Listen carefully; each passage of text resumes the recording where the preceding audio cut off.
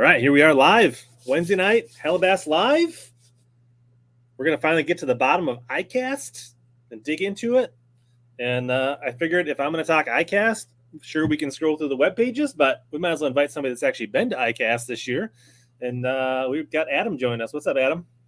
Dude, not much, man. Just enjoying the summer, I guess, more than anything. And yeah, got back from Icast and I'm excited to talk about it. Yeah, absolutely. And to be honest, full disclosure, I only invited Adam because he's got a really good podcast voice and a good audio, and I knew we'd have just like a good crisp show tonight because he's got a good microphone.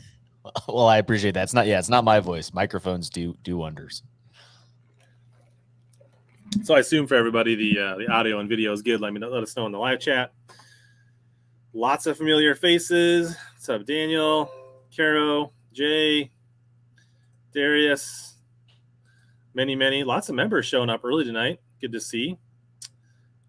We are doing a members only. If you guys didn't see that live stream later on tonight at 9:45, and we'll be giving away some tackle there. So if you've been thinking about being a member and you want to do it tonight, you get some bonus coverage and chance to win some stuff. Brian says we're all good. So what's up, Wes? T cubed. What's going on, bud? All right. So yes, we are mainly going to talk Icast tonight. Review. I feel like the dust has settled from Icast.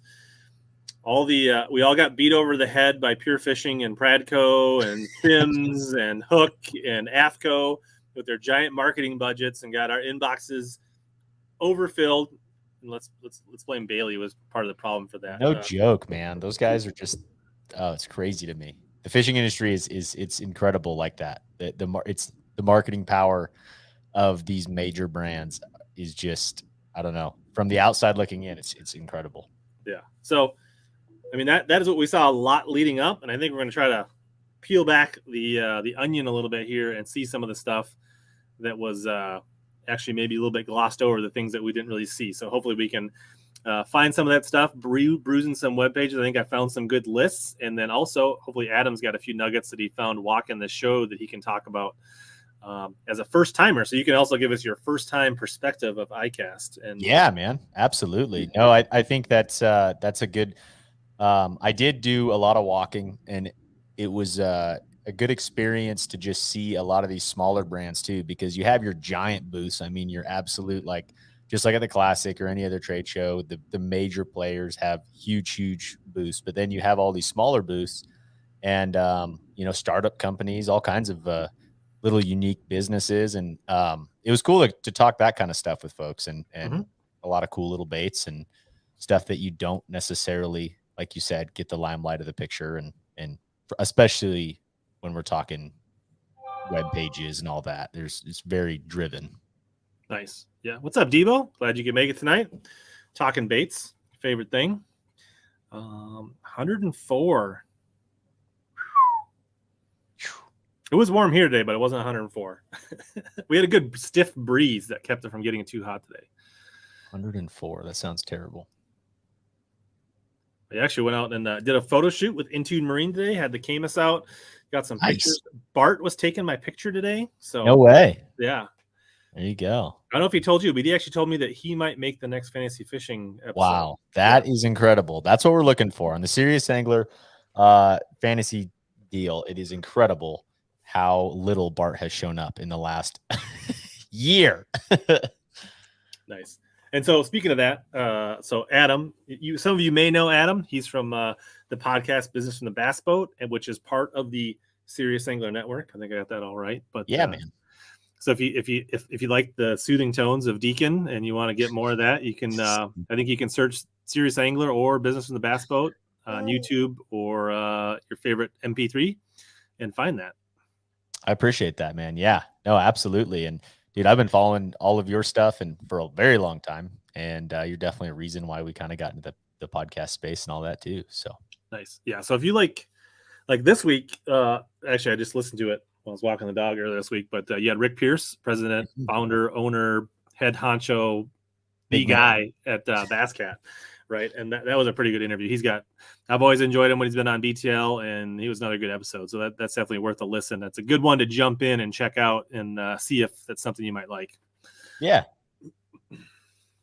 So before we get into the baits, why don't you kick us off a little bit and like first time going to Icast, just give us maybe like a couple minutes on, was it more than you expected? Were you overwhelmed, underwhelmed? Was it just kind of, what were you expecting and what did you see when you got there? Dude, yeah. I mean, I guess I was expecting, just never being in person at Icast before. I was kind of expecting a traditional kind of trade show, a classic type venue, or your local sportsman's trade show type of situation, and maybe be a little bit bigger or something like that along those lines. And I would say the show size was still very large. There's still a lot of booths, but because it is, you have to have some sort of media badge or representing one of the brands that's there. There was less people walking around. There's still plenty of people, but it's not like a classic where there's just hundreds of people everywhere. So that was kind of a cool aspect. And the other cool side of it too, is you walk up to any booth and your top level pros are going to be there. Your major players in the marketing world, your owners of these companies. I mean, so that was a cool side of it, is actual business does definitely take place there too. And there's a lot of meetings that occur and all that kind of thing with dealers. And so it was cool to witness some of that perspective. And to be honest, like that was a little bit intimidating, was to see that side of it for sure. First time of like, wow, this is like this. The fishing industry is a big industry, but it's like, oh, this is a big industry. Like there's dollars flying around for sure.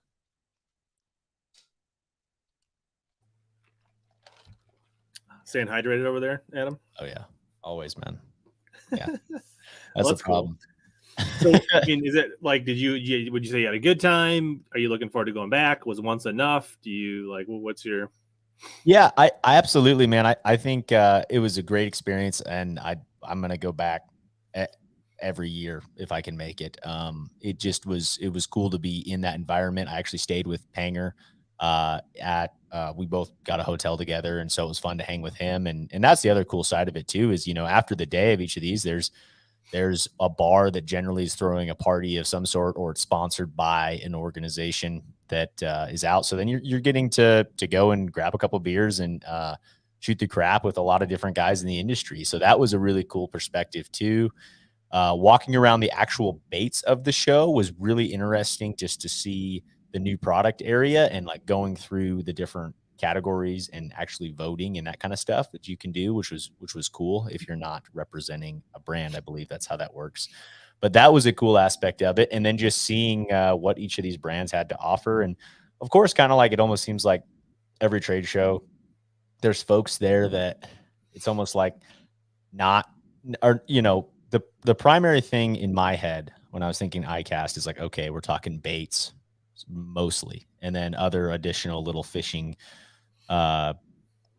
Trinkets, gear. Yeah, I mean, gear, some electronics, like that kind of a thing. But like there's like, a bunch of shoe companies there, and obviously apparel stuff. So it's like there's other things that I guess I wasn't really expecting to have a big presence. And so that was kind of interesting to see, like this isn't just, some of these brands, I think, even outside of the fishing industry, that are maybe trying to get in, or they need to fill a certain amount of trade shows per year. I think that they kind of just jump in. So some of that was like, I really wouldn't expect kind of company to peripheral, like fringe outdoor fishing stuff. Yeah, exactly. It's like, I don't know if they just, And another thing too, I've heard just through people talking, it's like how Icast used to be in Vegas versus now that it's in Florida and has been on a contract in Florida for a long time. There's a lot of saltwater presence, which was interesting to see.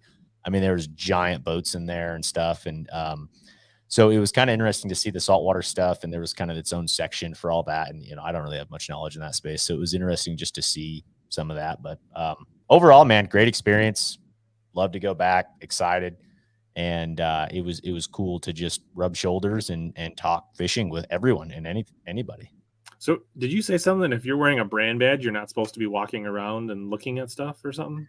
No. So you're like, I don't know the exact rules, and this is coming from Bailey, just because he wasn't allowed to vote on. So you're not allowed to vote in the new product show. You can still walk around, yeah. Sure, but like the new product area is like, sectioned off. Sure. And so then the first day it's like vote on best of category, and then all of these brands at the award ceremony are jacked up when their brand wins, and when it's pure fishing or some of these Pradco. And they all win everything. They're lobbying in the new product showcase, be like, "Hey Joe, did you see my new knife?" Oh, 100%. There's some might be a bit on the showroom floor, but they want to keep it out of the showcase. Exactly. Yeah, exactly. That makes sense. And that was interesting to see too, is how much pull there is. I guess it's with everything, politics and pull, and so that was kind of interesting to witness too, and see from the outside of just how much power some of these brands have. And like you said, stuff gets glossed over, in my opinion. So that's cool that we're going to dig into that stuff. But you vote that first day on the best of category, and then the second day it's best of show. So they take the best of all the categories, and then you're choosing your best of show item, which was really interesting to see. I don't know if you saw, it was the cooler that won. Sure. Yep. Which I don't know. It's crazy to me. Interesting story behind that. Yeah. But yeah, a lot of the best in categories, a lot of the best in shows, or a lot of the winners were the people that marketed it hard going into the show, right? Mm-hmm. So beforehand. And that cooler company, you're saying, did a really good job of pushing everything beforehand? I don't know. Actually, I did not hear about them until after. Yeah. But I would say not all of them, but if you go through the category winners, right, it's AFCO, it's Pure Fishing, it's right, like it's the people that were in your inbox, industry 100%. Emails, press releases, like just pouring it on leading up to the show. 80-90% of them. I agree. Yeah. Makes sense. John's going with some Wild Turkey 101, a little DMD with some not so great vodka that I'm just trying to clear out of the pantry. I've got a Cuba Libre, man. I've got a rum and Coke, which I haven't had in a really long time. It's refreshing. It's really nice. Yeah, for a long time I was on the Kraken and Diet Dr. Pepper, which is kind of similar. Oh, I like it. I was like, just got to clean out the pantry before I can buy a new bottle. So we're just working through some inventory. I like it. Do you guys have Costco? Well, I'd assume it's a national brand. You guys have Costco, dude. I have a Sam's membership though, not a Costco membership. Okay. Because Costco's liquor is pretty incredible for the price. Yeah. There you go, tin cup. That's supporting the industry. That's cool. Yeah. Good point. Doesn't hurt. Doesn't cost you anything to bump that thumbs up. Helps the show. Helps everybody out. Get more people listening. So, what's up, Chris Russ? Putting out his member chat. I can't put that up on the screen, but he's using his 8-month member chat. So, good reminder that we are having a members only tonight after the stream. So if you've been thinking about joining, you can make the members only. Tonight's a good night to join. I might gift a couple memberships tonight just to give a couple people a chance to jump into the members. We will be giving away some stuff in the members only tonight. Don't think I'm going to give away anything tonight in this chat, but we do give away stuff on the stream from time to time. Do want to, before we get too far here, make sure we got to change this. We do want to thank Arsenal Fishing for supporting the stream. Got to remember, we got to make sure we update our Omnia code before we throw it up there. Omnia supports the Serious Angler show as well, and Adam's repping his Omnia. Those are got it. Very underrated cotton T-shirts. They're super cozy. You have my girlfriend tries to steal it. Like that is you're dead on. I mean, as we all know, the typical Western tackle warehouse T-shirts, like they're kind of junk. Like you just get to a point where you're just like, especially before Omnia, like I would just stack those up. And now it's like I actually have a shirt that I enjoy wearing. So yeah, I agree. For sure. Definitely worth the extra $5 on a $50 order, or just going up to 100 and getting that free T-shirt. Yeah. After 100, it's free, man. And it's like, I would say, like, I'm sure all of us have a few TW T-shirts. These shirts are way nicer than the Tackle Warehouse shirts. Dude, it's not even comparable. Yeah, I agree. Nice. Chris is rigging up some rods for a derby. Got a new Fuego 3000 from Omnia. Nice. Sadly, he ordered a Woo tungsten bait wrap, and he tagged me on Snapchat, and it had the soft side on both, so it wouldn't hook together. Like, oh no. We need to get on the phone with Omnia about their bait wraps, because I ordered some of those too, just to have some sort of bait. I didn't even know they had them, but I didn't. Those are the only ones I found were the Woo Tungsten ones on the website, but they're oversized. At least they're like really big. So like jerk baits and stuff, like I get the hooks tangled in them all the time in the Velcro. So we need to find a better hook wrap. Look at that. He said within moments they had a shipping label to return it, and a replacement in minutes. That's the right there is Omnia. That's the biggest thing to me. Is yeah, that's the one thing. I never hear complaints about anybody's like, Rich told me to order from Omnia and it was a bad experience. Like, it's always like super fast. They're super awesome. Like, which is nice, because that's enjoy working with companies where people are like, I had a great experience. So, and in today's age, right, it's like, if it's bad, they're very quick to tell you. If it's ordinary, it's just, but yeah, it takes a lot usually to get people to like say something positive. So, oh, I agree. All right. So let's see. So not released at Icast, but released recently and now available is the new Ballistic Neds from Arsenal Fishing, which are pretty cool. I've been fishing these a little bit. And so I do want to show, they finally have these on the website.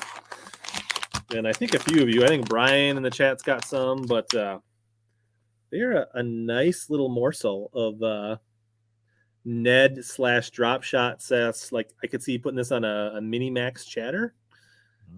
Like, pretty durable. They're not elastic, so they're kind of your traditional high. I would say they're similar to like an X-Zone plastic, if that makes sense. Like, kind of high buoyant, not Z-Man, but lots of good action. So I like the tail.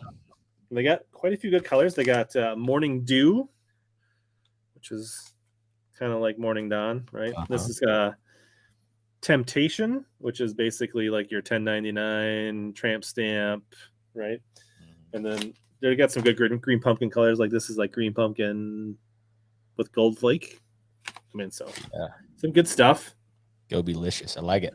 Yeah. So they do have those on the site. I will show those quick before we get into the. So this is kind of the Icast, not from Icast. So they got these up here, and you can use the code scrolling down the bottom if you want to grab some. You can see some of the colors up here. They got them all on there, so you can check those out. So they finally got their site working. Those that have been waiting. Got some good photography on there. I've got quite a few drop shotting in the Morning Dew lately. So there you go. So that's your not Icast release. But jumping in, there's a few things on the Bassmasters site I thought we could touch on, and then I found another Wired to Fish. So I know there's a couple people that are fans, like Matthew, of this new Arma Joint 190 swim bait from Shimano. Mm-hmm. So I think that's the swim bait. I think it has that same active foil, right? The flash boost in it. That they're kind of doing on everything, right? They're poppers, they're jerk baits. Yeah. So I think this is more of a swimmer, not necessarily a glide, right? It almost looks like a Lucky Craft to me, like those fully jointed Lucky Crafts. You know what I mean? Yeah. Like they made like a glide that was kind of similar. It was like similar to a glide, but it had an extra tail, like triple joints. Yeah, I haven't ordered in a little bit. I've actually been good. I don't know. I think my last order, they wrote me a note on my receipt, and it wasn't on a separate card. Maybe after you've ordered 20 times, they're like, all right, we don't need to write notes to you anymore. I don't know. I saw their most recent social media deal that was like shipping 18,000 items a day or something or whatever it said. And it was like, that's a lot of handwritten notes. Like, I would not want to be the guy that's sitting there writing handwritten notes. Yeah. So I don't know. This looks decent. I don't throw a ton of these big swim baits, but that's decent. I did see this in the pre-thing, which I don't know. I mean, that thing looks enormous. I thought when I saw it first, like this lithium would be like a it says stack. So I was thinking, oh, maybe it's for people that have like older boats where it's like I don't have enough room to put my batteries. This thing looks bigger than my 3 lithiums that I have combined. So I don't I don't know what this is all about, but yeah. And I walked by that booth in person, and same deal. Like I was thinking, you know, the whole marketing campaign around it was stackable. And my thought was like, okay, maybe if someone's got a compartment that's really deep and wanting to like stack on top, maybe there's some use there. But I just think the way that the boats are currently built, I didn't see an advantage. It just kind of looked really blocky compared to a traditional battery. Yeah, so lost on that one. Usury Spinnerbait, no, Nichols Spinnerbait. Nichols makes good spinnerbaits. I feel like that looks a little bit like a what's the, I don't know where you're going. Can't think. What's the real popular spinnerbait out of Alabama that has that head like the one that oh gosh, let's think. War Eagle? Oh yeah, like that's exactly what that looks like. Is a War Eagle. Yeah, the same like head design. That's a good point. I didn't even think about that. So I think it's a little bit of a compact spinnerbait. Doesn't really get me that excited. Lunker Hunt, it's got this weird crankbait. Doesn't really get much for me. I don't know. Did you look at this in person? I did. It's kind of like my thought process with it. It seems like it's designed for kind of like a hybrid hunter situation, like over grass, over shallow grass, and not getting hung up. But it's like it's almost got like a blade bait deal on the back. It was kind of interesting. It was a thin backing, yeah, I don't know. I don't know what it looks like in the water or what it's really supposed to do, but it was interesting, I guess, like you said.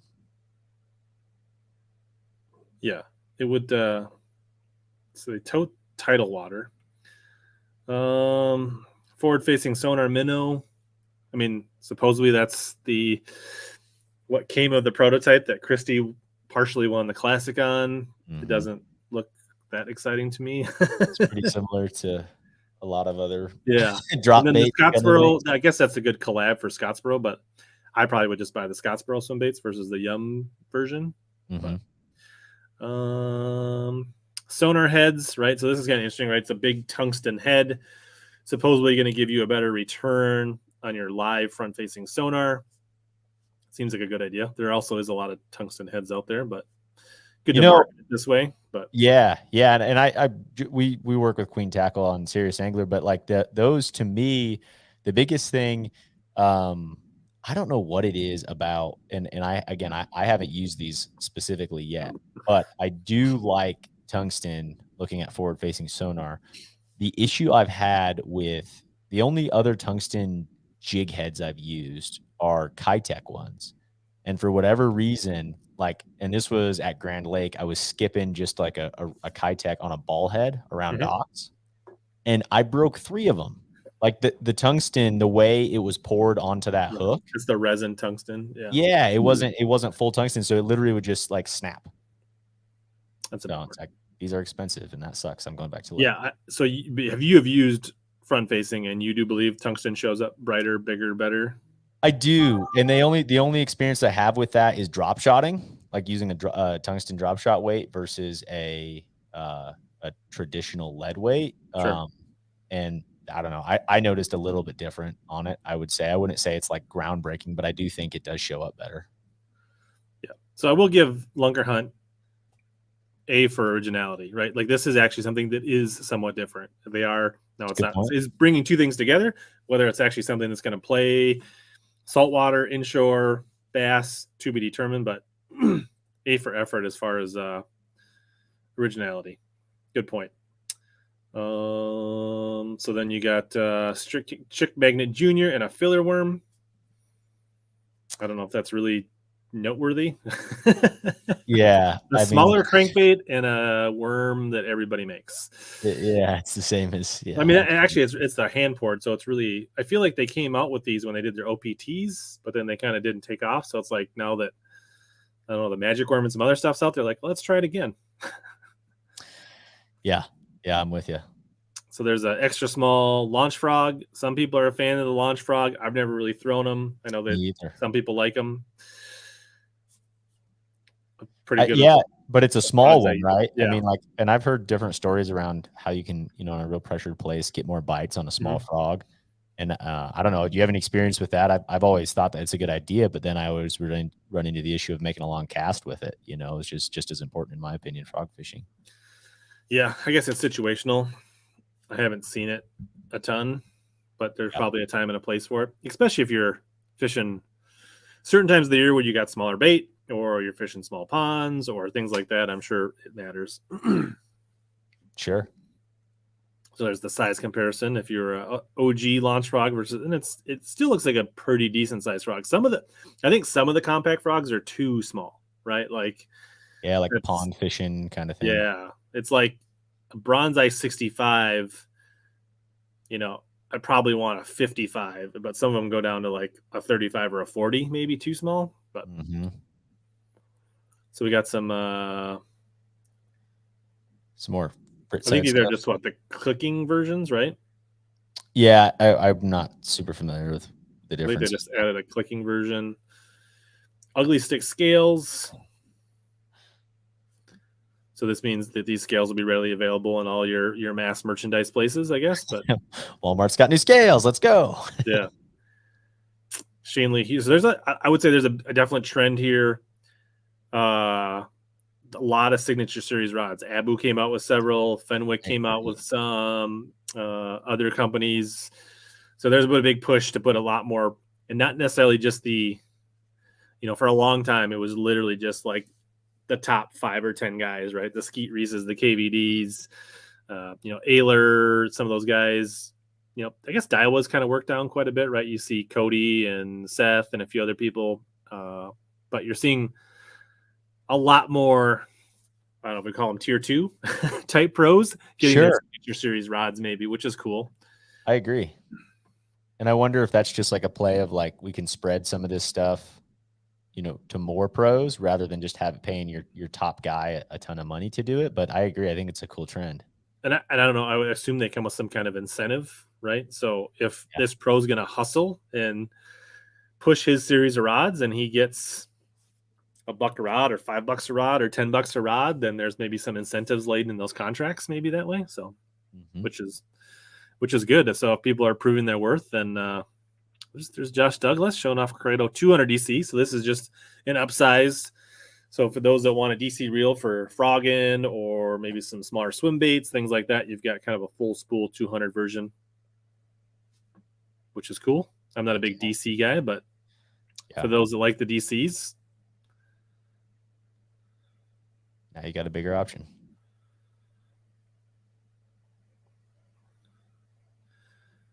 Then a 150 MGL, so just new sizes of the same stuff. Chunky D. Missile Bait should have gotten an award for best new name of a soft bait in the Chunky D. So this is like a bigger chunk, or you can also Texas rig it. Good looking bait. Heck yeah. It's a good bit. These actually came out, at least this came out well before Omnia had the CJ Smasher probably a month before Icast. They had it early. I was surprised how small they were. They are. See, even when he's holding them out, they look bigger. I mean, they're tiny and thin. They're really small. That is what's crazy to me too, is like some background on this. And I don't know if Bailey's going to be 100% happy that I'm sharing some of this, but he drew one of the Johnstons at the Open on the St. Lawrence. And, I mean, he was like, dude, the baits that they were throwing were so small. So that I'm glad that followed through to what they're putting their name on. You know what I mean? Like sometimes you wonder how much of this is actually their juice in that kind of situation. But I think when a pro is getting paid on it, they're like, all right, I'm going to make it right. But I don't know. That's cool. Do you think that's just a Great Lakes thing, or do you think that applies natural lakes in general up north? I think it applies natural lakes, and I think that I don't know if that's just a Great Lakes thing, but to me it was interesting too, just the way he approached how kind of the day began on, all right, if I'm not moving my rod a bunch, it's going to be a slow day. I'm going to have to be really selective on my casts and really paying attention versus if I'm able to throw in and be going and they're eating it, like it's going to be a great day. So it's interesting to hear just that breakdown from Bailey's perspective of watching him on the front all day, which is like, that's, I don't know, to me, that's the reason you fish as a co at something like that, is to be able to draw someone like the Johnsons. Yeah. Which maybe later we'll talk about you doing some extra co stuff this year. So maybe after we get through Icast, if we got some time. Yeah, man. And then there's the mustache, the Mag Draft knockoff.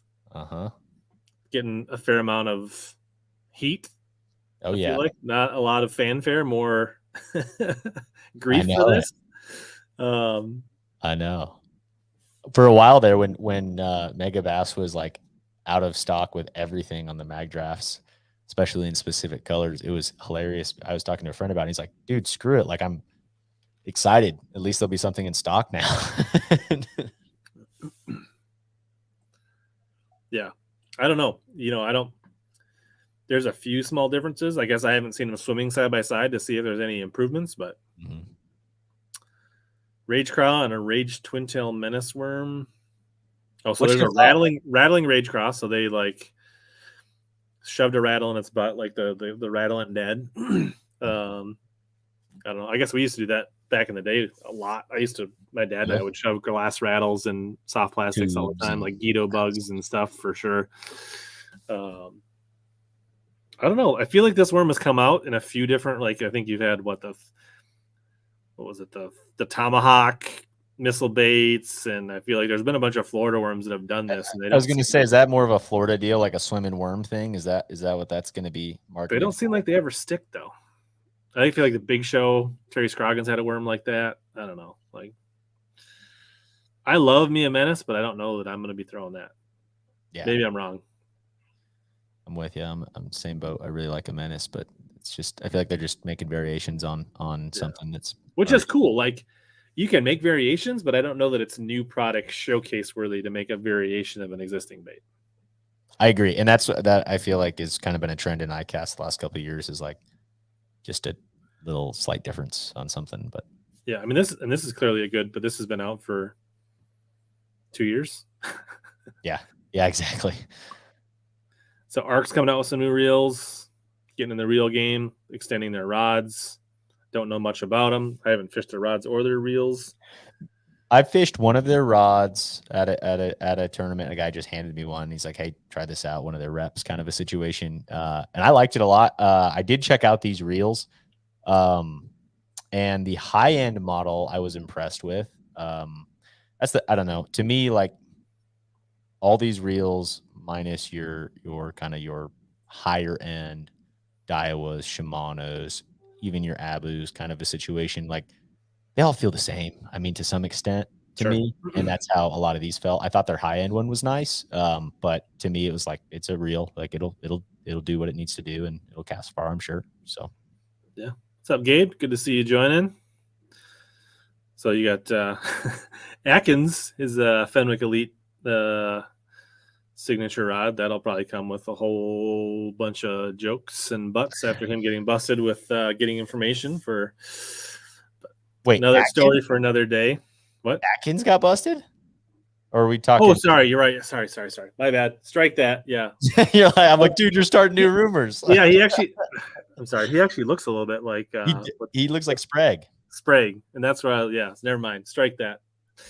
Yeah. So here's a Fenwick Elite Justin Atkins.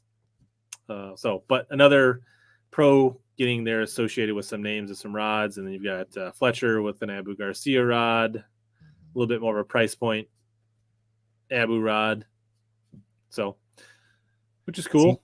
See, why is it always and this is just out of pure curiosity, whenever it's a price point rod after a pro, it's always a bright colored pro.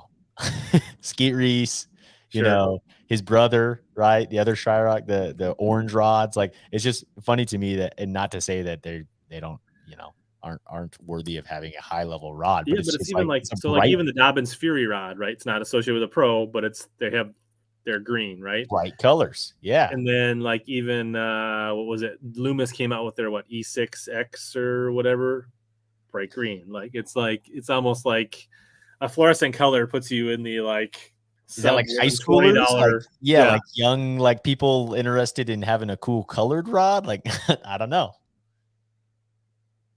So this one's actually pretty cool, right? I think most people are pretty excited about this collab with Spro and KGB for the Chad. The Chad. So it'll be really cool if we can get the same swim glide, for $40 instead of $140. That's a win for everybody, right? And availability, right? Like actually just buy them versus getting into bait raffles and drops and things like that, or resellers and that whole thing. And I wonder too, like in the big swim bait world, if this is like a big knock or a no. I don't know. I'm not. I just from an outsider's perspective of that world, it's like I kind of did like a little bit of the exclusivity of some of that stuff, because you might have I don't know, have a slight advantage in a derby because you're really good at with this certain, $300 bait that not too many people can get their hands on. But that's just tournament perspective. But like, I wonder if this is getting knocked on like swim bait underground and that kind of a thing. Sure. I don't know. And I think a few guys in here are a little bit swim bait guys that probably are in some of those communities. So some of you guys like Matthew and a few others that watch those, like, what is the consensus? Let us know in chat of like, of the swim bait snobs. Are they on board with this? Or are they like trashing this? Right. And why does it look like it has like an Under Armour symbol? Oh, that does. New Under Armour swim bait. Talk about a big booth there, dude. Under Armour had a massive booth, which is crazy to me because it's like, to me, it seems like they've kind of pulled away from the bass world. Really, they just have Justin Lucas, I think the Johnstons, but like the saltwater world, like they are pushing. Like it is heavy saltwater stuff, it seemed. That's all right, AJ. What was that last thing? What did he say? The different resin or something? So I guess Kevin is the guy that from KGB, right, that designed it, and he's saying he wants to see if it actually glides wider than the original. I see. $60. They glide wider but do not burn as good as the resin version. That's what they're saying. Got it. Spro Outsider crankbaits. I'm not even sure. That is a giant bill. No lineup of cranks. Let me make a. Yeah, I just don't do a ton of deep crank. Is that like a Johnston crankbait kind of a situation with Spro, as far as making like those small mouth more oriented that have a big bill that you kind of see when guys do crank up north? The shape of the body is very inviting for great hookups. Huh. It's got an interesting front. I guess that's a weight molded around that rear. Yeah, where you're the weight system and the lineup of the crankbait allows me to make long casts. So it's cool. I see.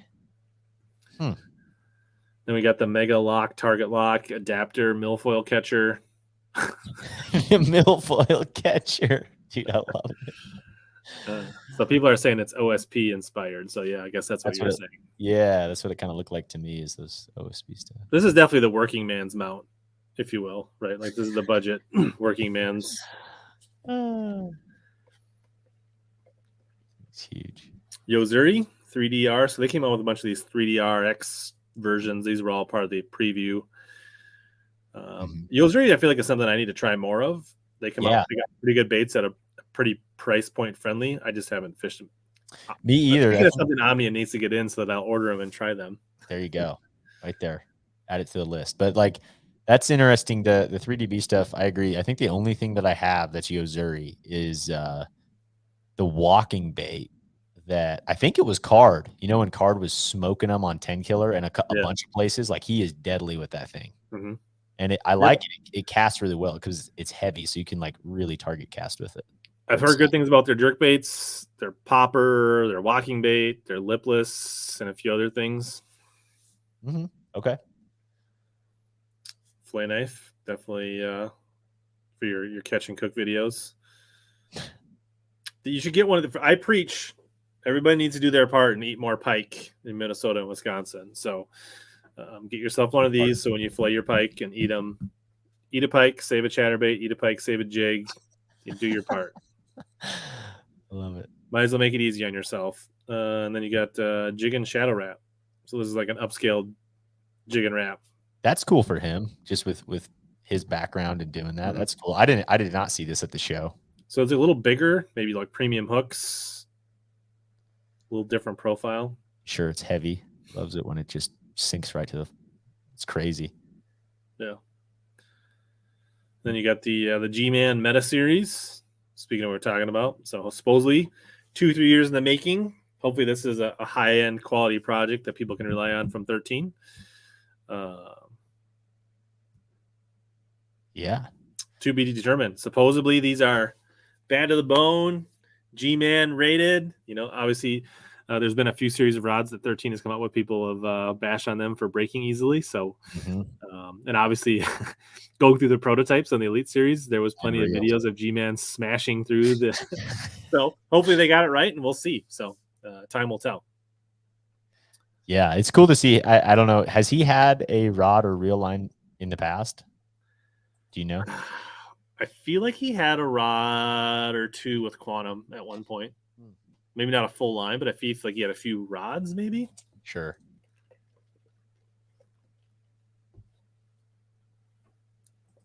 Yeah, I don't know that I'm going to be doing any filleting videos. I don't know if that's really my niche. There are definitely some good videos on YouTube on how to clean a pike that I've watched before. So just go watch theirs. I'm probably not going to remake those. Yeah, Fat Boy said he did with Quantum.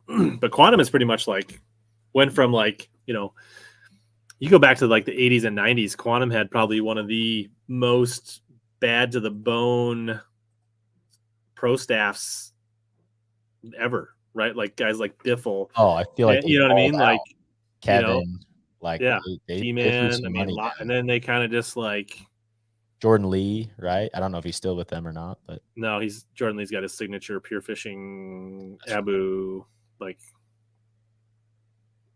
which is kind of an entry level. Yeah, absolutely. Quantum was like they had a stout. I like it. Yeah. Yeah. So, but they just like kind of uninvested, right? They were also acquired by somebody. Weren't they acquired by Strike King and Lose, and that can? So I don't know if they're going to then become. But because it was Zebco Quantum, but I feel like Zebco divest. I don't know, whatever. But like I feel like now they're just pushing that under Lose to be kind of a bargain entry level. Yeah. Those are harsh words, Kuda. Yeah.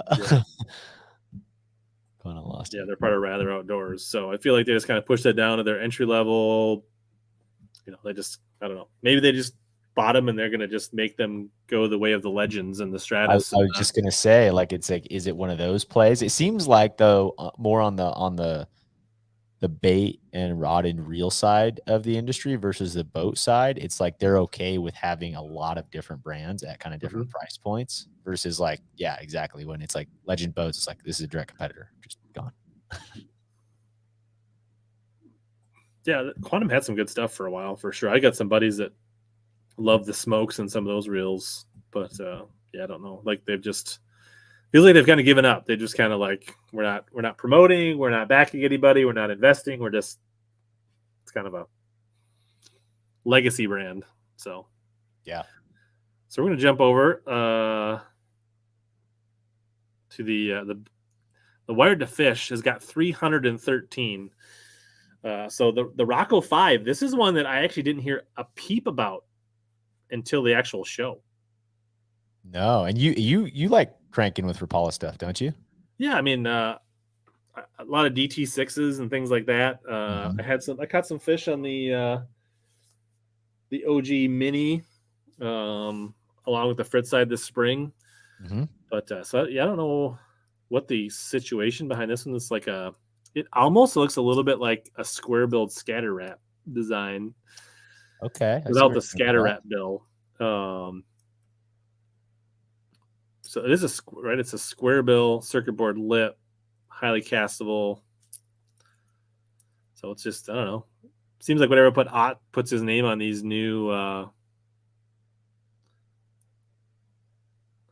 crankbaits, they've been winners lately. Yeah, no doubt. Yeah, Vista Outdoors bought Sims. Did see that. I didn't know that. Yeah, that happened just the week after Icast, so I don't know much about that. So Wow, I saw Sims there. Sims had a huge booth, and we're doing business behind their little booth area and stuff. Countdown Elite. So this is like a high-end countdown. I mean, that's probably one of the oldest. Is it Balsa? I think it is. This one. Born of the sawdust from that alludes to wood, right? Yeah, that's what it sounds like. I feel like all the other Otts garage baits, yeah, round balsa bait. Yeah.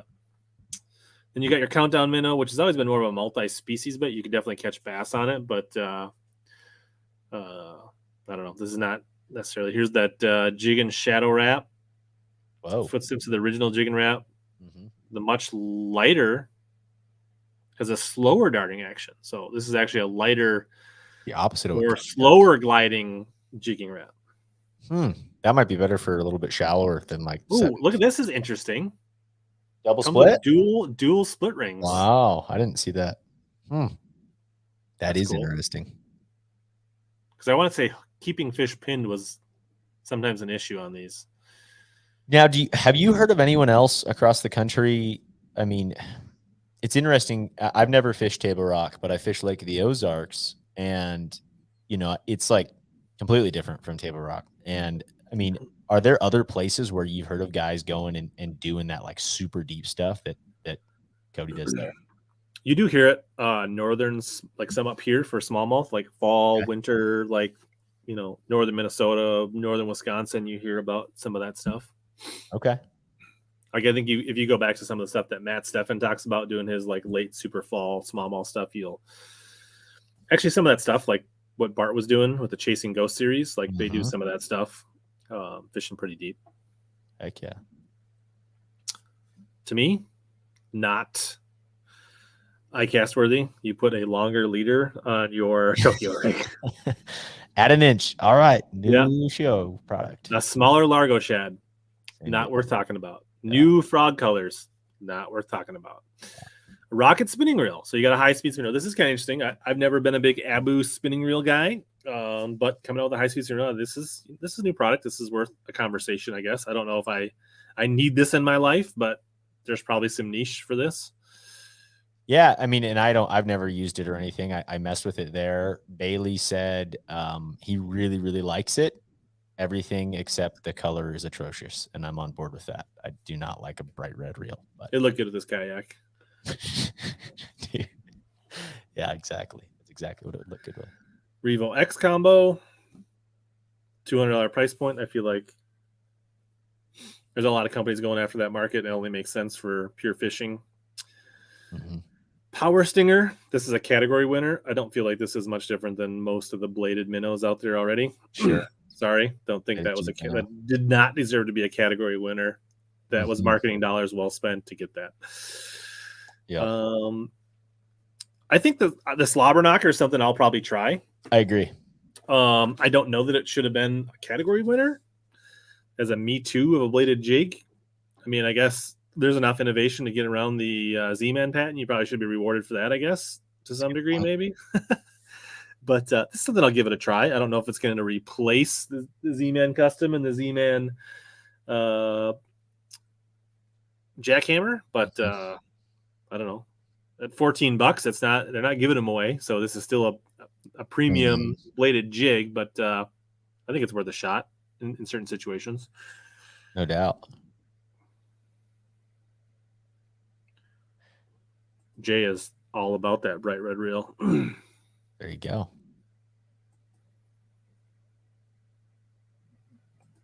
Now the question is, does Omnia have the new reel up yet? I guess it wouldn't be. I like to right now. Actually, I pretty much sit on the the new arrivals, and whenever I go there, I just refresh this page and see what they've added. Oh, that's a good idea.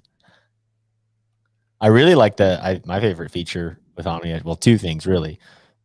Three things. The app is fantastic. The ability to have an email reminder, and then also your rewards. If you're a premium member, is worth it 100% if you're going to spend more than $300 on tackle. They got some new T-shirts, so you can start changing up your wardrobe. Nice. And I guess speaking of, if you're a member and you've been letting your points stack up, they do have Mega Live. They've got the new Garmin 34. They've got some like electronics. So if you've been stacking up hundreds of dollars in points and you want to get 10% back, this could be a good opportunity to get some electronics if you were thinking about it. So when it's hard to get discounts or even find them, that can be a way to save a few bucks. So no doubt. Oh, all right. So clicking Fritz side. So they came out with a bunch of clicking versions. Fritz side's a good bait. So I guess in dirtier water situations. Sure it could play. Yeah, new T-shirts, new designs. Get excited.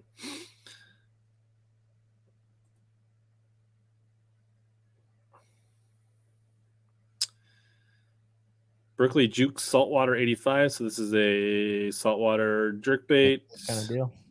Not my big salt. So this was the Justin Atkins, not the cheater, was holding this up in the previous one. So we kind of touched on this one. This was a category winner, the Spiderwire High Vis. People have mixed feelings about the quality of Spiderwire over the years. So I don't know. Like some people say they love it. Some people say it's not been good for them. I haven't fished a lot of it.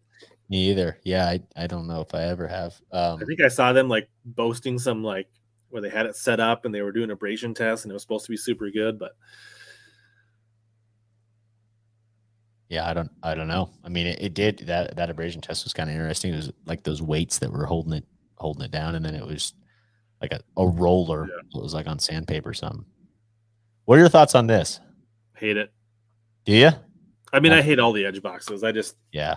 The thought of spending $40 on a tackle box drives me nuts. I'm with you. I'd rather buy 3 jackhammers than a $40 tackle box. That's a very valid point. I've never caught a bass on a tackle box. You never caught a bass. Well, but you've definitely caught a bass not in a new Camus either, right? What I'm saying is, like, how does this help me catch more fish? I agree. I thought it was innovative. I thought from that perspective, again, yeah, I'm not a fan of. I've only got one edge box, and it's like the bladed jig box or whatever, and it just is a mess because they all slide out and they don't hold in place. I think the technology of having a rust resistor is already in some boxes. Yeah. I do like the idea of being able to hang frogs like that, but I'm also kind of in the same boat. My frog box is just a traditional, 3,700 or whatever, maybe a little deeper, and I just put some baby powder in there to, make sure water and stuff stays off of your skirts and doesn't mess them up. I have not directly passed that on, but I think you get a T-shirt, so it would probably be what, like if you spent $100, you could get a sun shirt for $10 maybe, or if you spent $150 or $200, you get a sun shirt maybe. That'd be cool. Yeah, that'd be real cool. Especially, I don't know. It seems like to me, Omnia really cares about their clothes. Even their hoodies too are super comfortable and like high quality. It's not just your run-of-the-mill cheap hoodie too. So like I feel like if they're gonna make a sun shirt, they're gonna make it right. They're not just gonna make a quick and easy sun shirt. I think it'd be pretty high quality. So Tackle Warehouse says jackhammers for $10.86 right now. But let's look at this. That sounds like a great deal. But so if I go here, I hate when it does that. I bet you they would price match. Right. I think they do price match. So if you called up Omnia and you really want to order Omnia, I think if you send them a message, right? So $15.99. So if I add that to the cart, look, it's not just them. All these places have it discounted right now. Midway USA does, Cabela's does. I wonder if there's like something. I mean, for a while there. But what if I do Omnia had it 25% HB 22 August, right? I apply that. Now it's $13.60. If I get 10% back on Omnia rewards, I see where you're going. Now I'm down to $11.30. It's really not that much different. It's 50 cents difference. and your 50 cents is 50 cents, but like if you're using a 50% off code and then a 10% back in rewards, you're really not that far off. I agree.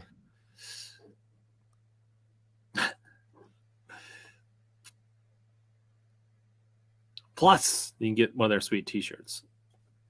Big plus. But yeah, I don't think 36, like a regular Plano or Flambeau box stores my frogs just fine. Yeah. No issues. All right. Ice rod case, keep moving. Youth combo, that's great. Here's the ugly stick, two-handed catfish scale. Two-handed. So this is the new Garmin Saltwater Livescope that shoots to like 9,000 feet or 500 feet. So this is going to come to the freshwater game, and this is going to be controversial, and people are going to have to get this.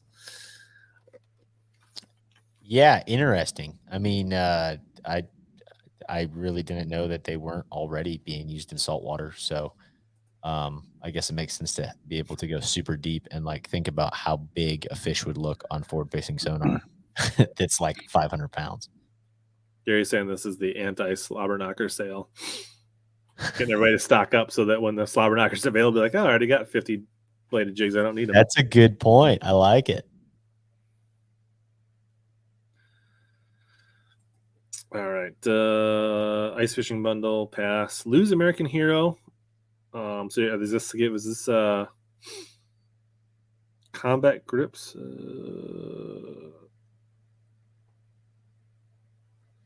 So do they give something? I'm not familiar with their American Hero family. Did I assume a proceeds of this goes to something? That's what I'm thinking, but I'm not familiar with it either. I guess I would put that in the description. If that is, that's cool. That is cool.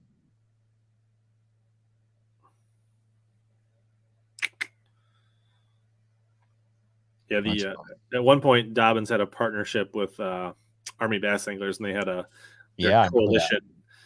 And they did proceeds, and that was cool. Those were super popular. Mm-hmm. Catfish. We're going to stick to bass stuff. So if you're offended by me skipping by saltwater and catfish stuff, then I'm sorry.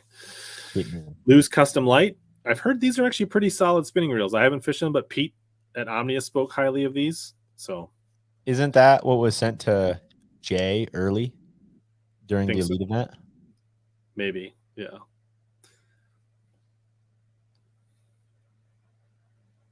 There's the Lose Elite rods. So yeah, Lose coming out with a bunch of products. Mm-hmm. Solid stuff. I don't know much about them. I've liked Lose stuff. I don't know. I've got a couple little Lose things, and I haven't had any issues. I've kind of stuck with Shimano and Daiwa my entire life, and really haven't ventured out much. Right. Yeah. More bright colors on reels. It's hard to find time for salt when you live in the Midwest. I couldn't be further from the salt. Literally couldn't be further away. Like, no matter which direction I go, the closest thing I get to salt is angry Karens on the shorelines of lakes I fish. Salty. Braid scissors, side cutters, pliers, more bright rods at price points. There's their Elite $500 rod. So this is, I feel like, wasn't this out before, or is this? I don't know. I feel like they already had. I don't know. Real. Have you tried any of the high end Lose stuff? I never have. No, I don't think it was a high end reel. I mean, it was like I don't know, $200 or $180 kind of price point reel that I liked a lot. But I haven't had their like super high end stuff. It looks, I mean, I'm sure it's quality.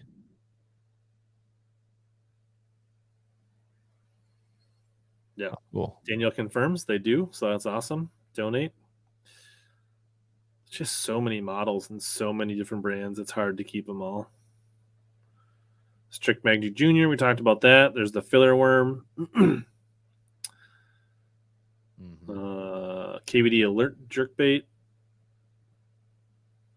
Didn't we already have this? 12 new KBD approved colors. Not worth talking. That's like, why is that? I don't care. Yeah, I'm with you. Talked about the Menace Worm. So this was interesting. The Scone Bug, which I feel like is like halfway between a Menace Grub and a Rage Bug. Yeah, I like it. I like it. Do I need something between those two baits? I don't know. It's a good point. Like, I don't know. At some point, every crop variation is the same in a bass. But I already have minnow scrubs. I already have rage bugs. Do I need something halfway in between? I'm not sure that I do. Yeah.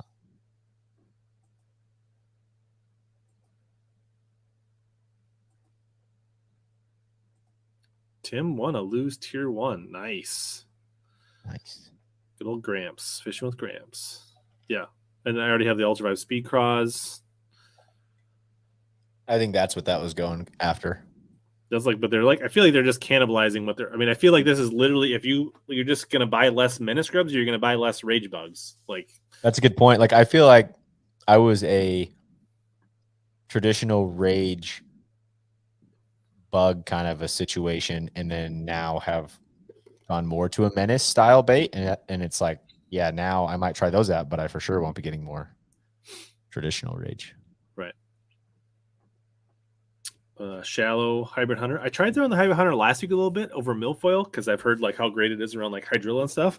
Yeah, seemed to come through it pretty good, but I didn't get any bites. Okay. So it's something that I'm keeping on my radar to try to like. Cause it's supposed to be like a killer grass crankbait, and I'm gonna keep trusting it.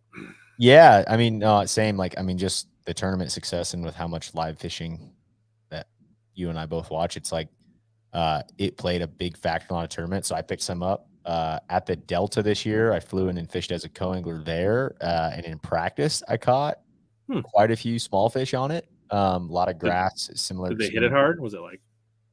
Yeah, it was good, man. Like it was like, you know, the guy I was traveling with was like, dude, you're catching another one on that? I'm like, oh yeah, like another one. And in the tournament, I didn't really do it at all, but I'm excited. I'll be fishing an ABA championship later this year on Havasu in the fall, where it's very much a grass bite kind of a situation. And the shallower stuff, I'm going to try it down there. Nice. Yes, I have yet to catch one on it. I haven't thrown it a ton, but I like the smaller one. It seemed the big one, I'm sure, plays when there's big bait around. But this is a solid jig. Strike King makes good stuff. I'm a fan of tungsten jigs. Pretty decent price point, $650. Looks solid. Tungsten. Kraken jig head. I feel like there's plenty of those already out there. I think that's a big thing with all these brands we're seeing a trend in is just making a complete line. Yeah, I mean, that was a big takeaway I had. Like, as far as like, I mean, Spro coming out with stuff, all sorts of terminal and spinner baits and things like that. And then you see the same thing with Berkeley and then Shimano. Like, I mean, it's just crazy. It was almost like a year of the spinner baits to some extent with that. It's like everyone coming out with a spinner bait. And it's like, how much different can a spinnerbait really be? Like, I find one spinnerbait that I like and I don't really change from that, and maybe that's a negative thing, but it's like they all kind of look the same to me. Yeah, I think you can fish a hybrid hunter open water, but it supposedly excels in grass. Like, that's where it shines. I don't know. I don't have enough experience to really say. That's what the people that catch them, like Big Todd, Castledine, keep preaching. I think it is fairly erratic. I feel like it does kind of. It's loud, man. It is loud. It's like very loud, like a Vixen square bill. Yeah, to me, it's like a wake bait that's subsurface. It's, you know, it's a very shallow diving, and that's the reason it excels in grass, is it stays really shallow, even if you're in thicker grass.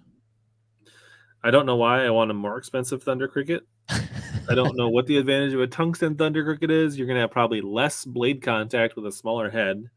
And more pike. Easier for the pike to swallow it? Is that what we're going for? No, I don't know. Expensive bait. I don't know. I like tungsten for certain things, but those things usually touch the bottom in my head. That's a good way to look at it, on where tungsten is actually useful. Big worm, big perm. I don't throw a lot of big worms, but for you ledge guys, maybe this is interesting. It's the same as every other big magnum worm. 13 fishing CB trout. Probably not going to buy this. If I'm going to throw swim baits, I'm probably not going to buy a 13. It's an interesting looking design. I looked at this there. Yeah, it's kind of like drilled out. I mean, I don't know if it's just an eye-catching thing, right? Like, as much of this stuff is versus actual use for it. I see that 13 is now using VMC hooks through their partnership. Mm-hmm.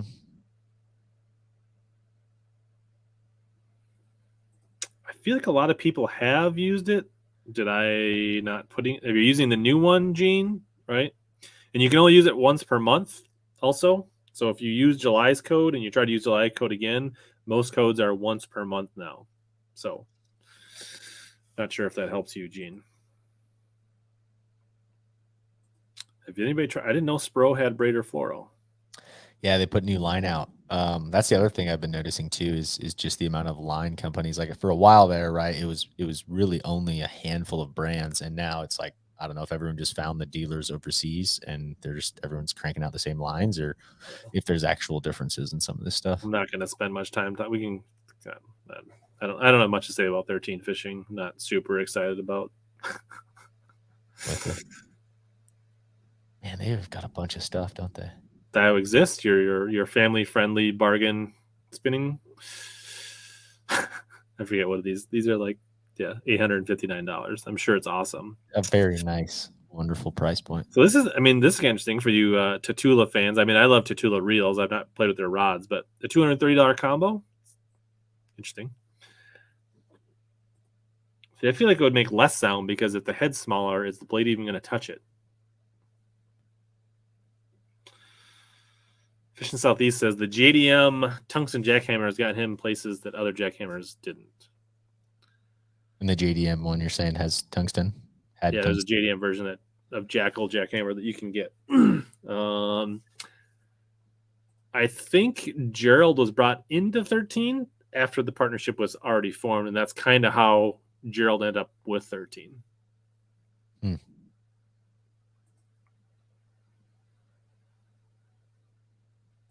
assume he's talking about the hybrid hunter around wood. See that? I think I would rather have 8 Fuegos than one exist, to be honest. What's the price point on the Fuego? It was 99. It might be 109 now, or it might have went up. I don't know. A lot of places. That's awesome. But yeah, it's right around $100. Heck yeah. I probably caught more fish on my Fuego spinning reel than any of the others because I got on my wacky rig rod, and it's just been.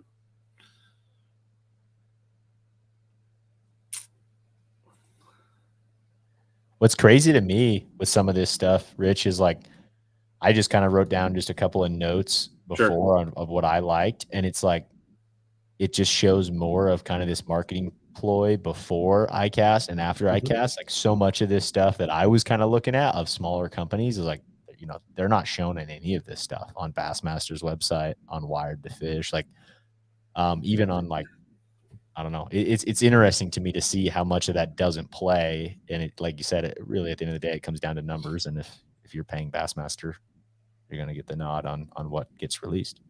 Yeah. Did you have any nuggets that you saw? Yeah, two things to me, like frog wise, the Toad Thumper frogs, which I think have already been out, but they were there, and I think I don't know if they just had new colors in them, but that material is really soft, and it's actually, I think it's one of the guys, who's the band that sponsors Whiskey Myers? Yeah, Whiskey Myers. I think it's the drummer in Whiskey Myers' company, which is really cool. But anyways, that Toad Thumper frog, it's like a $10 frog, and it was wicked, man. Like it was a pretty incredible frog. And I really like the colors on it, and that's like painted on the bottom too. It's not just like sprayed, that's actual paint. And then G-Rat also came out with a new frog, very similar as far as a really soft body, and seem like solid hooks. What's interesting about these two, real quick on the Toad Thumper, that hook size, is I was really digging into the hook size because, frog fishing, you're just trying to get your best hookup ratio. It's it's kind of an in-between a thick and a thin wire. It's a thinner wire gauge hook than like your Spro frog. And so I was kind of asking him about it, and I'm like, hey, did you, what's the reasoning behind this? It seems like a little bit of a thinner hook. And they did a bunch of testing with a bunch of different hooks, from, just 0.00 whatever, one difference in gauge of wire. And that hook was their best hookup ratio without it bending out on a big one, kind of a situation. And they're in Arkansas and able to catch a lot of frogfish. So it was interesting to kind of dive into the details there, but I really like the hook. It's really soft frog. So I'd like to try those out for sure. Yeah, cool. You said G-Rat's got a frog. Yeah, G-Rat came out with a new frog. G-Rat had some cool stuff there. Let's see if I can find G-Rat's frog. What was that thing called?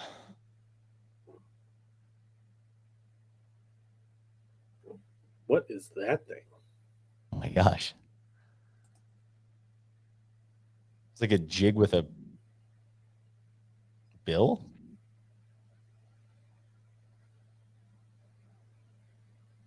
Yeah, it's called the G-Rat con frog. That thing was sweet too. I don't know what this. That is interesting. It almost looks like a saltwater bait, where it's like a hard head and then a frilly back end. That's crazy. So it's basically a square bill jig, right? He's saying Rusty's saying it's Cody Canada. That's sick. He's the lead singer. Big fan of Whiskey Myers. They're an awesome group. Then they've got a G-Baits weedless vibrating jig, which I imagine has a split ring. Yeah. I don't see the frog on the tackle warehouse. So I just typed in G-Rat frog on Google, and it came up in tackle warehouse as the pre-order for it. So it's interesting because, yeah, I didn't see the on there either. But then when I... This one? I've got it called the Con Frog. Nope. I think that's the one I was looking at. But same kind of deal. I mean, it's a real soft frog. It's just cool to me to see other frogs. I like frog fishing a lot, so I'm always trying to find something that's a little different. But it's pretty similar. It's like a Spro, but to me, it had a softer body.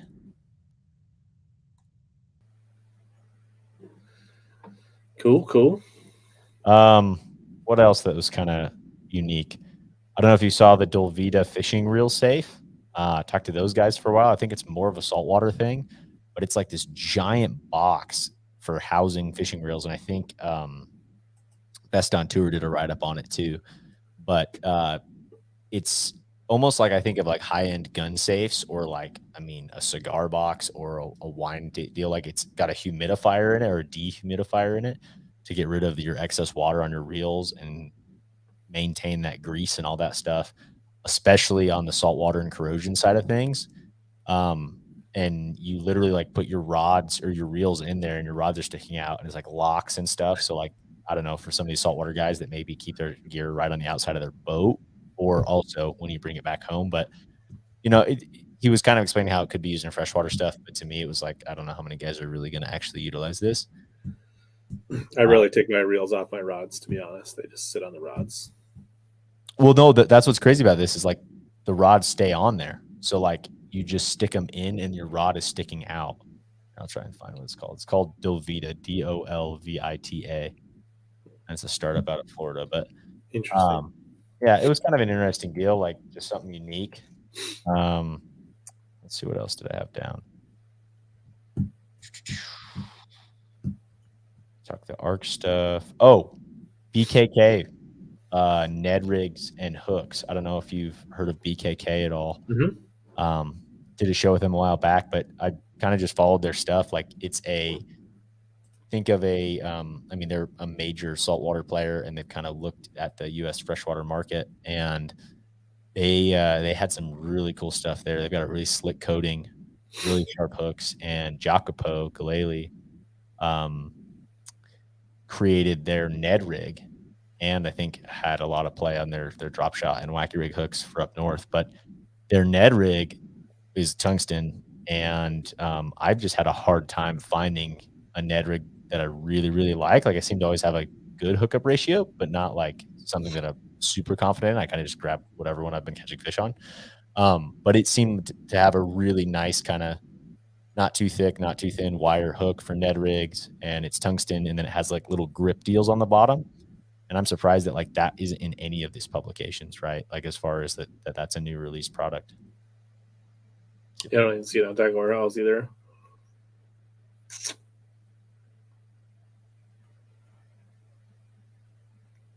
Yeah, I'm not seeing it like anywhere. But that was something that was there. Oh, there's a video of it from someone posting from Icast itself. I think some of these small companies, I don't think even realize what it takes to get noticed. Right? They don't know that they need to, like, hey, I need to reach out to Tackle Warehouse. I need to reach out to my vendors. I need to, like, you know, I should have Stephanie chooses me over Carrie Underwood. Wow. But yeah, I agree. Like it seems like, and that's a new perspective for me too. Just not being there previously to Icast. Like it's wild to see some of these small brands not get any recognition whatsoever, and it kind of just shows the marketing power again. But I thought they were making some cool stuff. Remind me to send you some samples of the Ballistic tungsten Neds. Yeah, man, absolutely. Can't find a good one, so. Cool. Oh, one other one that was not tackle related, but they're a new jack plate company, which is interesting. Hydraulic jack plate company. I mean, really, it's always been dominated by TH Marine and Bob's, and it's called Powertran. But it was cool because on the actual on your button that you would mount on your dash on your boat, it has memory settings. Mm-hmm. So like say, exactly, you want your jack plate 3 inches low in rough water. You can just hit memory setting 2 and it'll drop it right to it. So if you start getting into some chop or something, you can drop it down, and same deal if you're getting shallow. So I don't know. I like that versus, or you got like my absolute glass calm top speed. This is the right. This is it. Yeah.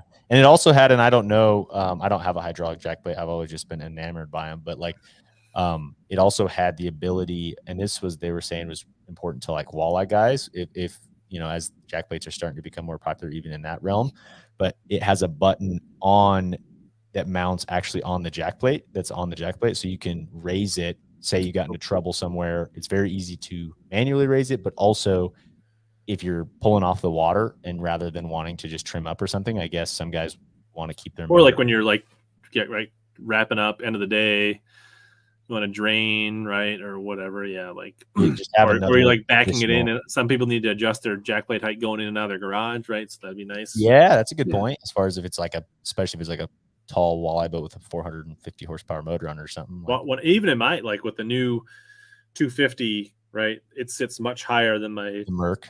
Yeah. My Merc now is way taller than my old Merc. Really? I need to have my jack plate all the way down when I go in my garage. There you go. Yeah, just to have. If I don't want to take the transom mount down. Right? Yeah, but those were kind of the smaller takeaways that I had, cool. Just that weren't shown. So it's cool that I don't know. That was good to be able to have those because I really expected them to be in some of these publications, and I haven't really looked post Icast on what was released. But it's crazy. Like none of that stuff was in there. Yeah, I think I think a lot of companies don't realize all the work they need to do before they get there and after to really get noticed and be prepared. And I think that's why some of them get missed. Mm-hmm. BFS, just general BFS. Like I'm just not interested. Do you have interest in BFS? No. Yeah, I like my spinning rod's just fine. With you. In general, not a fan of screw lock shaky heads that have the fixed screw. I feel like that affects hookups. Interesting. I don't fish a shaky head enough to really see the difference, but makes sense. This is kind of freedom speak. This is not one that I had seen before. This is what I would classify as a niche small brand getting into this article. Yeah, Freedom Speed Freak. I've never Freedom. Are they a saltwater brand too, or? It's got a 2-barb sticky bait keeper, premium nickel hook, size stamped on the head, which is nice. You don't see that a lot. And spinner baits, anyways. Yeah, a kilter blade, which allows from an erratic action from the blade. So they have I don't know. That's cool, right? I mean, they got a small company, their own custom blade. I don't know. That's pretty cool. It looks like they've got on Tackle Warehouse, they've got a double Willow spinnerbait. This is previous that is on like a swing head as far as the hook. So they make a couple. It looks like they've got a couple different. Oh, is this part of Freedom Tackle? Yes. Like, oh, okay. So I guess they've been out. Bait Fuel. We're not going to talk about Bait Fuel. So the NetBait has their whole series of Bait Fuel infused baits. So if you love Bait Fuel, they have now infused all their plastics with them.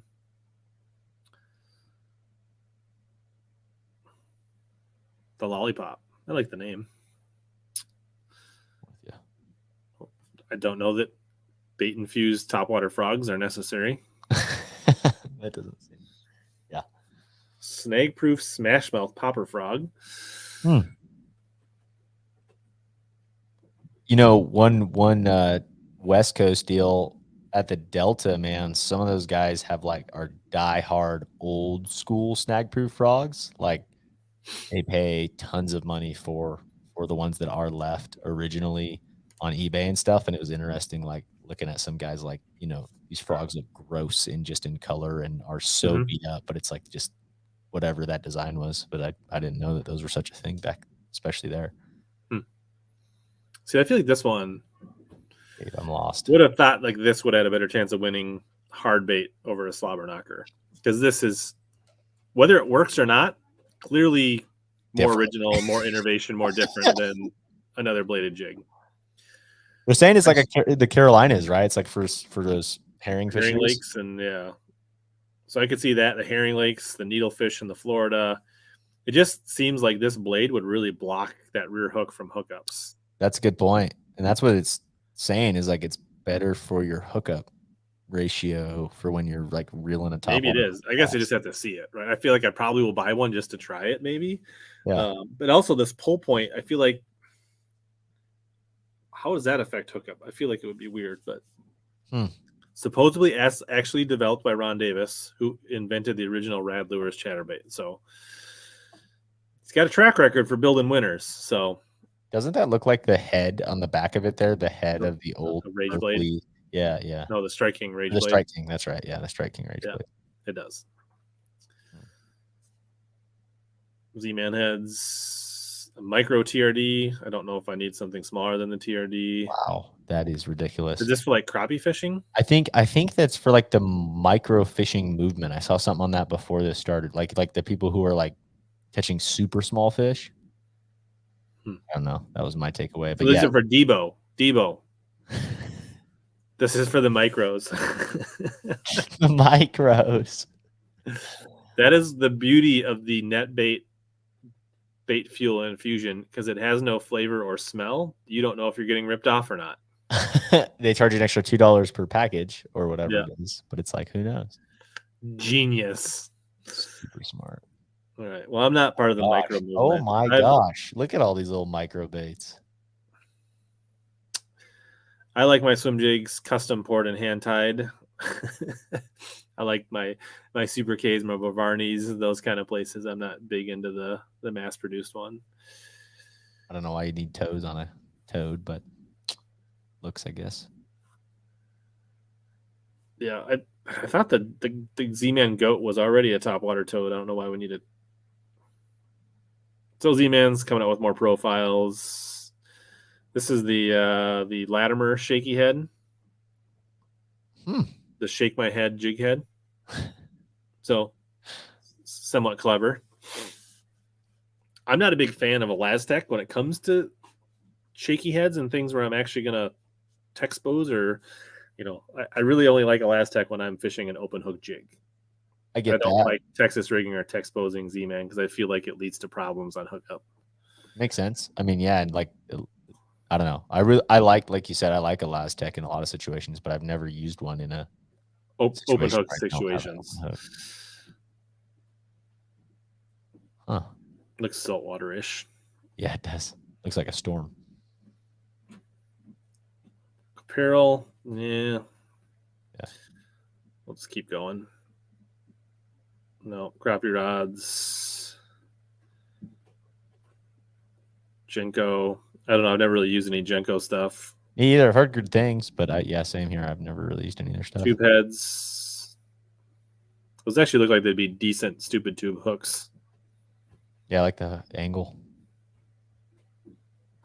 Or you could just get them from AJ in the chat at Horseshoe Customs. Boom. There's one rigged up for you guys right there. G-Force Real Oil. Nomad Designs Chug. Clever name, Chug Norris. Kudos on the name. I don't know if I'll buy it. Look at how big the mouth is on that Yeah. thing. That is wild. That thing is wow, like a saltwater bait. I've never heard of Nomad. Crankbait, jerk baits, real tree. We'll just Eagle Claw, travel rods. There's space for travel rods. The Trout, no, TKO punch rig kit. So this is like their answer to the Tokyo rig. Yeah, the long Tokyo rig or whatever. Look at all those components on the bottom. Yeah, you get a whole kit. Like a Carolina rig kit for your punching. Crappie jigs. What is that? Vertical jigging tubes. Oh, that's probably actually that's good. I like that. That makes sense, especially just with Trocar being in Denver here, but like the lake trout movement. A lot of guys vertical jig for big lakers on all these mountain lakes with a big tube, but I like how it's kind of centered like that. You could have it be completely flat, but not really a bass thing, I don't think. Kuda says Nomad saltwater poppers are the deal. Matt says the popper sounds like a brick hitting the water when it chucks.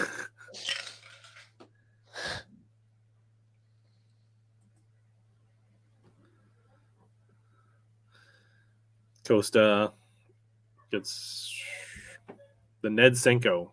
So this is a less salty version. Here's news for you guys. You can probably just take a dinger and cut the tail off, and you're going to get the same thing for a lot less. Probably. Hard facts. So here's like the Yamamoto Slinko, which is basically like a ring fry and a Senko had a baby. Probably I'll catch them. Mm-hmm. Proven bait. They came out with a bunch of different sizes in the shad-shaped worm. That's a good bait. Wasn't that what was it always a 4-inch or something? I'm not sure exactly what size it was, but it's a small drop shot kill. I mean, like shad shapes are proven winner. I use that for sure. Yeah, Speed Senko. I'm sure it catches them down in Florida and stuff. I mean, I feel like as fast as you go through speed worms, I can't imagine how soft a Yamamoto one would be. That's a good point. Where through them. Hopefully they took some of the salt out. Yeah.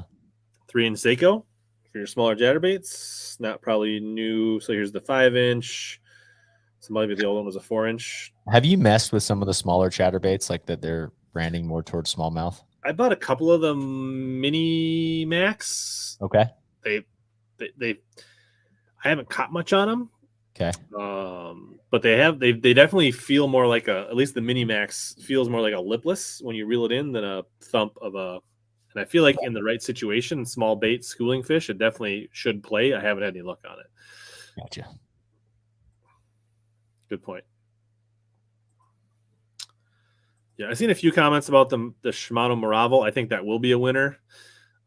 This is probably my favorite color, shad shape worm, the baby bass. Dude, that's a great Yamamoto color for everything. Yeah.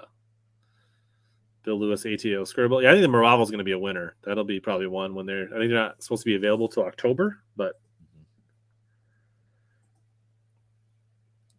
Little Tommy says Mini Max slays in the ponds. I did throw it from shore quite a bit this spring, and for whatever reason, I just didn't catch much on the days I went. So Michael says Mini Max has worked for him. So this is the scope stick. Poor choice of, I guess it looks better on yours, the screen than my screen, but it's very washed out on my monitor over here. But supposedly this is a taller jerk bait, and when it jerk it's supposed to go sideways, so it's easier to see on your front-facing sonar. Dude, I think this is more of just like a similar to the Sonar Minnow, like just trying to jump on a trend. Yeah. The reason being is like in my experience with forward-facing sonar, like the easiest baits to pick up are an A-rig and a jerk bait, because a jerk bait pauses. It just, I don't know, it's bright to me on forward-facing sonar, and an A-rig's just massive, so like you can see everything. But like, you know, I don't know how much you really need more of, or how much it actually is going to play, but I don't know. All right. Public service announcement. Fluorocarbon leader line is a waste of money. Don't buy 25 and 50 yard spools of fluorocarbon. The cost you're paying per yard is like 5 or 10x if you would just buy a spool of Tatsu and use that for leader line. I'm in agreement. Don't do it, people.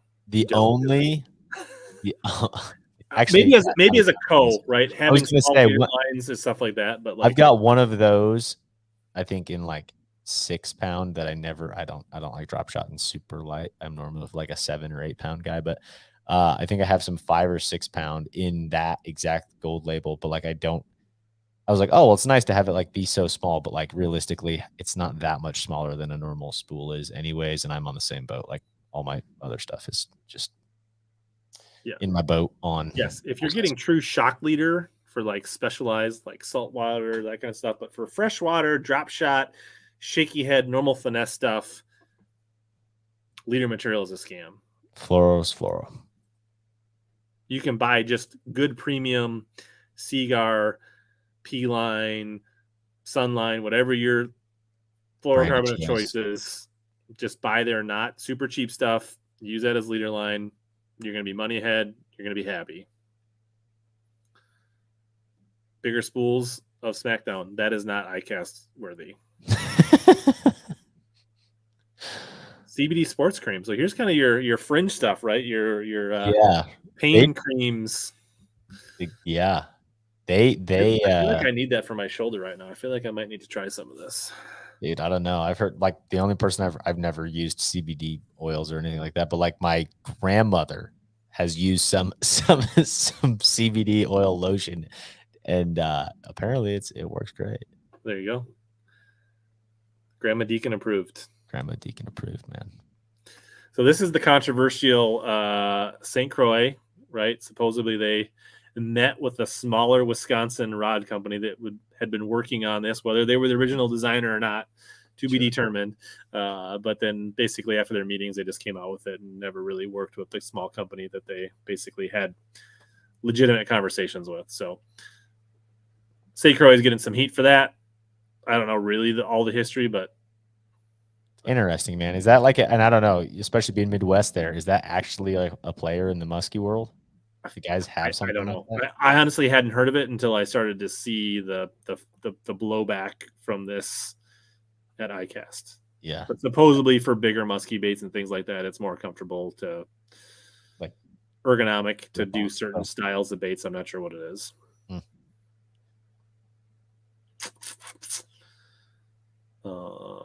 More St. Croix. There's their muskie rods with the same. Yeah, we talked about the Arma joint. Should have got like a big swim bait guy on their pro staff just to release that rod with.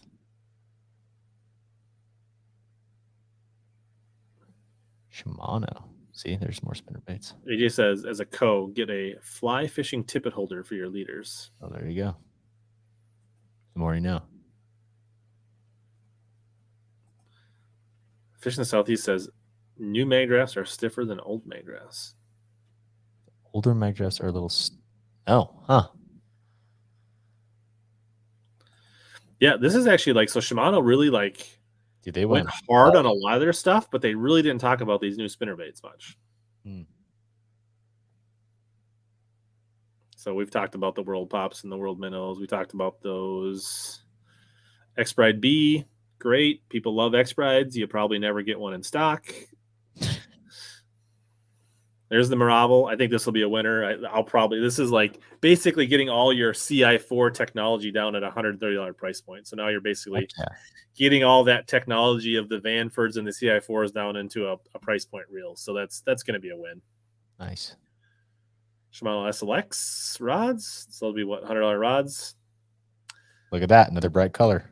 Yep. Bright blue. They just put it right on it used to be blue accents. Now they're just like, nope, that wasn't blue enough for a price point rod. We have to make it's $100 rod. We must make it fluorescent. Exactly. You'll never it'll be like a mythical creature, the X-Bride. Yeah. Also, yeah, I think didn't Sunline sell nylon backing line? If anybody needs backing line, I've got bulk spools of all AN40. I will just pay for shipping and I'll send you some if you need That backing. is Don't go buy hilarious. backing line. That is as scammy as it gets. That's fantastic. Backing line. You know, it's just like junk from their factory, like whatever leftover stuff they have. They're just selling it. See, this is my kind of tackle box. $20. Tough tainer. All those blue, those are Z Rust infused. You don't have to pay $50 to get Z. Do you use any of that stuff where it's like compartmentalized? No. I don't either. I use more things like this where they're just like big open. Yeah. I'm a big fan of the Flambeau Z Rust. Yeah, me too. And normally not like sponsored. No, and like normally you can go to Walmart and grab it too. Like if you're in a pinch and need a box. So Jewel makes fishing rods now? What? Like Jewel, the jig company? I think so. The Virtus Jewel Jolt spinnerbait rod. Keith Brasher's design. Made in the USA. Cool. See, we're getting some nuggets in this list. Oh yeah, now I agree. This one's a better list than the Bassmaster page. Lunker Hunt. Looks nothing like this one. That looks like it'll catch him. I mean, that looks like a good, just solid drop shot bait. Yeah, looks like a goby.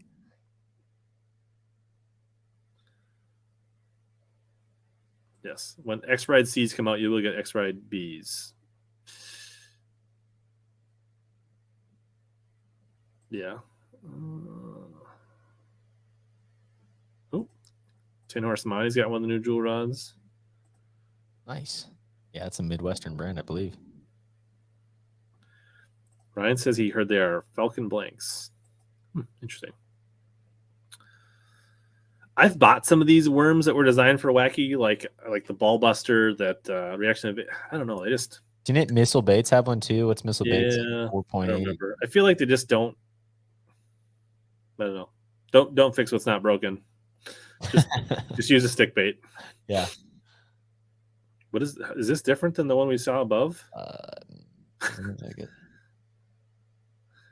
This is the Hive Versafish. So this is just a little thicker. So this is a minnow shad profile. Maybe it's bigger. This is a Nico rig. This must be big. It doesn't say how long it is, but I'm guessing this must be a 5 or 6 inch bait, and then this is like a 3 or a 4 inch bait. Interesting. Okay. You could have put those to your descriptions, people. We got to pick up the speed here. We got to go to members only here in 6 minutes. We're not going to finish. So members only starts in 6 minutes, or when I hit it. So I don't know. Are you going to join us for the members only? Sure, man. I'll hop on for a minute. Tell some of your co-stories from this year. Dude, yeah, but this has been wild fishing as a co. It's been eye-opening, but it's been fun. Yeah, so we only made it through 207 out of 313 items. Well, here's the list on Wired to Fish. If you guys want to check any of these out, all the bait station, we talked about the net. I don't know, we covered some new ground. Do we just go rapid fire? New Biffle Bug, Chunky D, a lot of this, the magic worm. I think this is something I'll probably try. I like that. Yeah. Most people say this looks like the Super Eruption spinner bait. Yeah, Spro's going all in, man. Yeah, a lot of this is repeats. We're getting into the Spros, which we've kind of covered. New rock colors, I think. Shorts. It's a cool rat. A few rat guys. Does it actually got like, are those like plopper feet, maybe? Oh, that's interesting. Why would they in the picture have their hooks tangled? Come on. Come on, we can go rapid fire. See if there's anything that catches our baby stick. I thought they used to make this. They're just coming it back. I thought they always had a baby stick. Kistler now is a reel with their rods. Graph mounts, cup holder. Everybody talked about that. You know, live target frogs are always going to be winners. Mustad's now got rods. These are supposed to be the full. What are these? Are 100% machine computer sharpened, right? Isn't that? Yeah, they're like no hands touch them. Oh, Nishin. Little finesse jig. That's kind of cool. Nishin makes. I've never fished any of the Nishini, but they make some cool stuff. Yeah, Jacob Wall does a good job of showing off some of their stuff. I really haven't either, but it's like a really good co/bank bag, maybe. Yeah.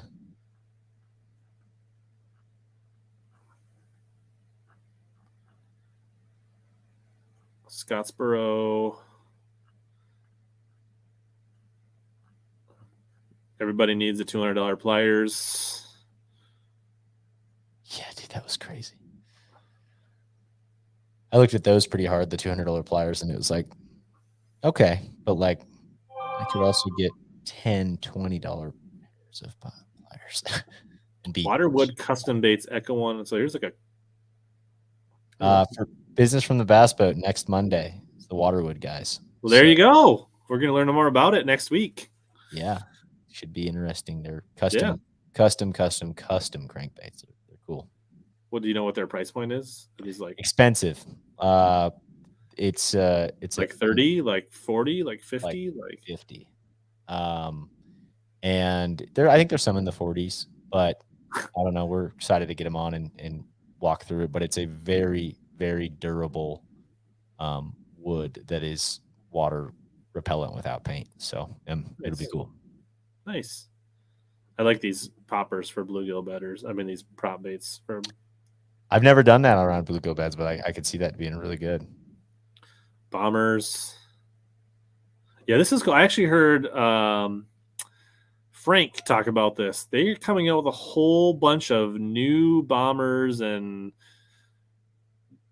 Pradco for $3.99 baits. Really? Yeah. Interesting. So that's interesting. So they're the opposite of the custom, right? They're figuring out a way to mass produce these baits and bring them down to a price point. When everybody else is going up, they're like, nope, we're going $3.99. We're going Bass Pro Shops XPS. They should be getting in every Walmart, every Dick's, every.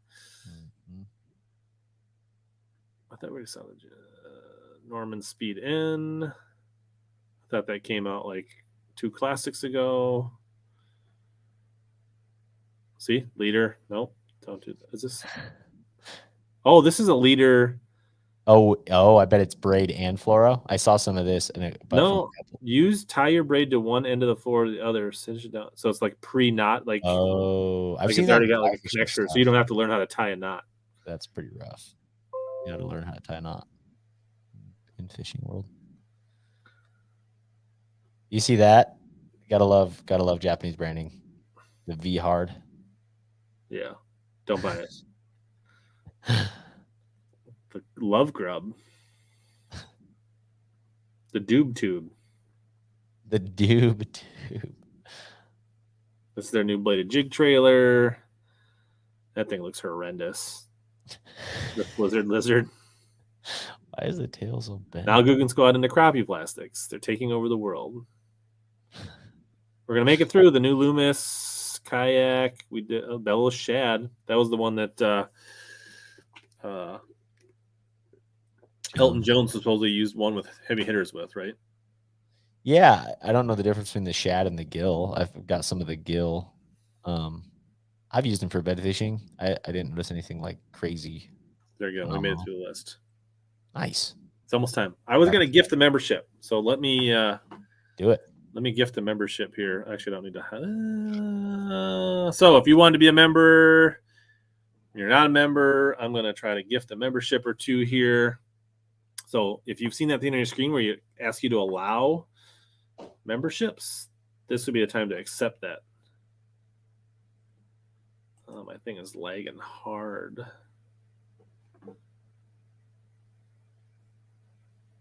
On the screen here. Let's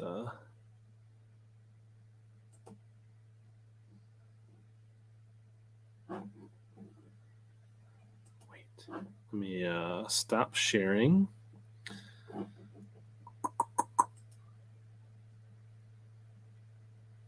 Come on.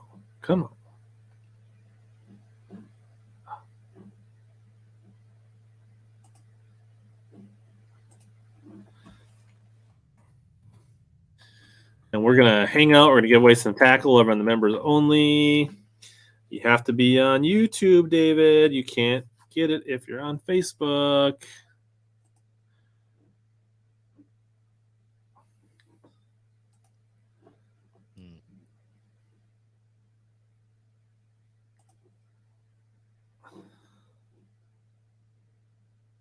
All right. I should be able to membership gifting. We are going to give the gift of 2 memberships tonight.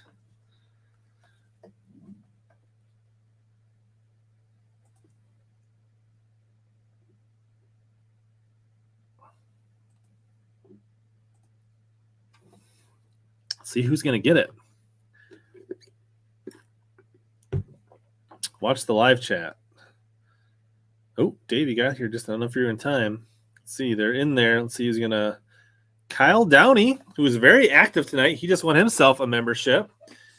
And Bruce Ellenhusen. You guys can now both join the after hours. Adam, what is that hat? John Welsh wants to know. It's a Go Hunt hat. It's a hunting app that uses all kinds of crazy stuff. It got mapping and all these Western states. The hunting scenes kind of got a whole deal with public land, and Go Hunt is big on access and draw odds and all this stuff. So I don't know. They sent me a hat. I like it a lot.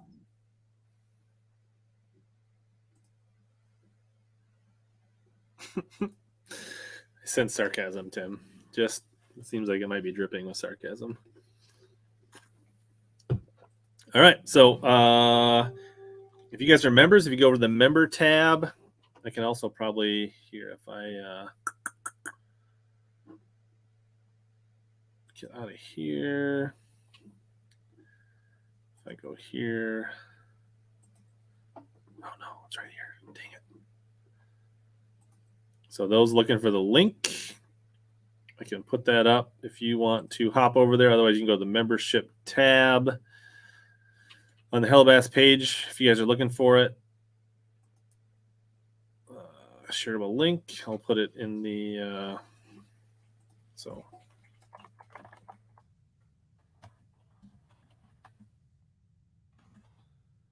And I'll send you a link, and we'll meet you guys over there in just a few minutes. Everybody, go ahead, refresh your drink, get a bio break in.